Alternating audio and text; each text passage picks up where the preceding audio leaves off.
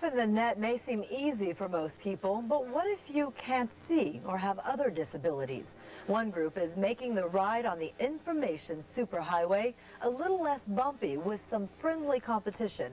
Here's News 8 Austin's Nicole Trainer with today's Tech Beat report. For many of us, it's pretty easy to surf the web. Type in an address and presto, you see your site. But what if you can't see at all? People go, oh, blind people can use the web? I never knew that. Something a lot of people may not know. There are trillions of dollars of economic power at the hands of people with disabilities who need a way to access the internet. And soon they'll have that access, one website at a time. Well, we're getting all this publicity and exposure.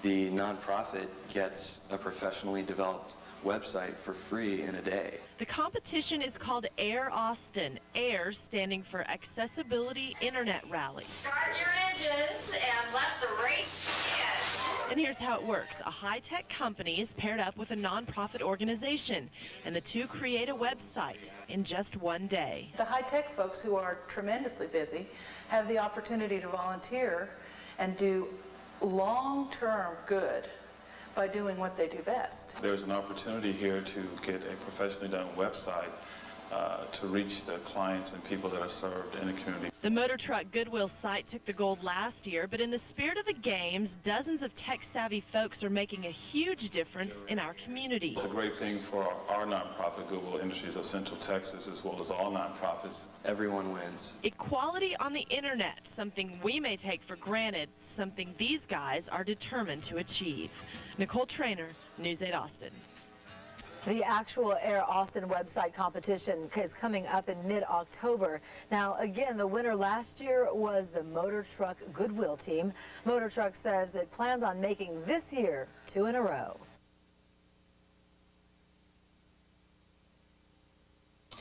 Knowbility is an Austin-based nonprofit group that is dedicated to providing high-tech skills and job opportunities to adults with disabilities. Joining us now to talk more about this and give us a virtual tour is John Slatin. He is the director of Institute for Technology and Learning over at UT. Good morning, John. Good morning. Thanks for being with us. This is a great program you guys have here, it seems. This really tries to get people to design websites where the blind can use them with ease. The blind and other people with disabilities, right. That's right. And what we're doing is we sponsor an event each year to pair professional web developers and nonprofit organizations, and they have a competition to put up some really great websites that are aesthetically interesting, that do the job they're supposed to do, and that are accessible to people with disabilities. Now, we were overhearing you earlier talking about that web designers don't really have to give up the aesthetics. They can make the flashiest websites that they want and still have them very user-friendly for the visually impaired. That's right. Yeah, and that's an important point, because a lot of developers, all you guys out at the gym, here, when they hear us talking about making sites accessible, especially to people who are blind or visually impaired, they're afraid that they're going to have to give up all the tricks of the trade that they've worked so hard to develop. And that's not true. There are just some techniques that they have to use to do those things and combine them with other materials that make the site accessible for people who can't see the graphics. Now John, you are visually impaired. Can you show us on this particular website some of the tricks that they have in place? Sure can. This is the Texas 2000 museum site that my institute has been developing, and what you're going to see is the graphics are on the screen, and behind the scenes is what we call alt text, alternative text equivalents, that tell my screen reading software what to say as I read through it. You're going to see it hop around on the screen a little bit as it goes, but here we go. All right, TX2K Museum Gallery. Link attention exclaim. This detailed description gives more information about the gallery. Link curator's workshop. Link teacher's office. Link browse exhibits by region by selecting the Texas map period. Link search for exhibits by city, school, or exhibit name by selecting the search globe period. Link walk through exhibits. Link selecting the information desk. Link will open a new browser window period. Close the new window to return to TX2K vertical bar. Link curator's workshop vertical bar. Link TX2K. All right, I'll turn it off there and just say again that what you saw there was the graphics on the screen, and then behind the scenes in the code for the page are some alt text tags that tell the screen reader what to say, and that's what you heard. Wonderful program there, John. Thank you very much for being with us, and hopefully we'll check back with you later on. Thanks Great, a lot. thank you. John Slatin over at the University of Texas. If you would like more information on Knowbility, you can call them. The number on your screen there, 637-7172. Just a little bit later. Jenna? Okay, thanks so much, Dan. The time is now 7:12, and joining me now is Sharron Rush, the Executive Director for Knowbility Incorporated, to talk the Accessibility Internet Rally, that's also known as Air Austin.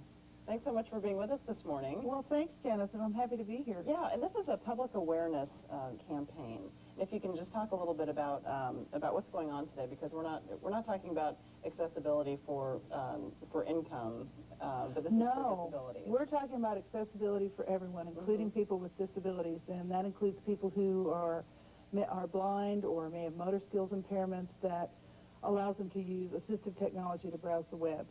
And there are techniques that you can use to design a website that really interface well with those assistive technologies and make all the information on the web available to people with disabilities. What are some of those ways to make it more accessible? Well, there are screen readers that take text and make it into speaking voice output, and there are design techniques, programming techniques that allow you to browse just using one key, like you wouldn't even need a mouse. I could use that. Well, that's a good point, because actually those techniques make the web easier for all of us to use. Definitely. How far have we come in the last, say, 5 years with making the internet more progressive and more accessible? Well, that's an interesting question, because actually when the web was first around, it was mostly text-based, which made it very accessible. And it's the graphic and the multimedia elements that tend to create barriers. Because it's more visual. Exactly. More visual, and there are more elements, audio elements, and so that actually has created barriers. But as these very talented developers become aware of those barriers, they're very innovative about finding ways to provide the information for everyone. And they'll be there today. Tell us a little bit about the event today, because it's, as you said, an awareness campaign going on. Well, what we've done is we've challenged local web developers. This is the 3rd year that we've done this event. We've challenged local web developers to learn about accessibility on the web, how to do it, why it's important, how it benefits everyone.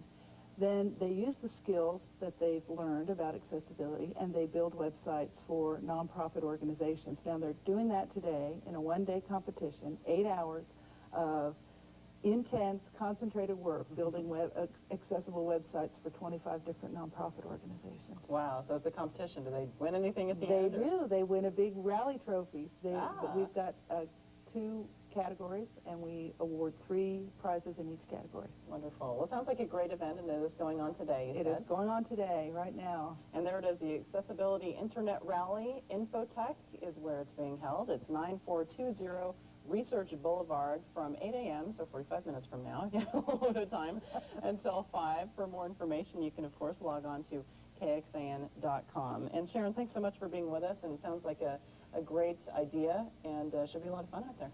Thank you, Jenna.